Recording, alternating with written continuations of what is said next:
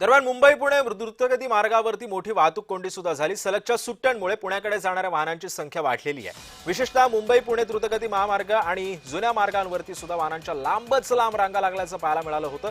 घाट विभाग आणि टोल नाक्यांजवळ सुद्धा वाहनांचा वेग अत्यंत मंदावला होता। प्रवाशांना तासनतास ट्रॅफिकमध्ये अडकून पडावं लागलं होतं आणि त्यामुळे प्रवाशांनी प्रचंड नाराजीचा सूर उमटवला।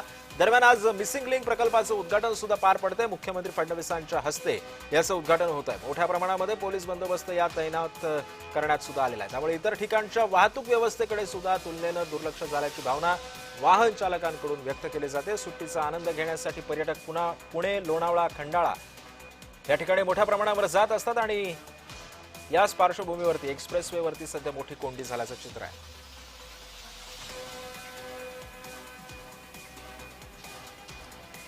त्यामुळे एकंदरीतच आपण पाहतोय मुंबई पुणे द्रुतगती महामार्गावरील मिसिंग लिंकचं आज लोकार्पण होतं।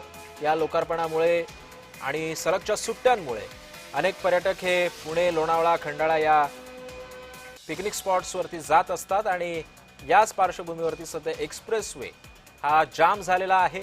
जुन्या मुंबई पुणे द्रुतगती महामार्गावरती सुद्धा अशीच परिस्थिती आहे आणि या संदर्भात अधिक माहिती जाणून घेऊयात। आमच्या प्रतिनिधी सारिका सावंत सध्या आपल्यासोबत आहेत। सारिका, सध्या एक्सप्रेसवेवरची परिस्थिती कशी आहे? ट्रॅफिक ओसरलंय का?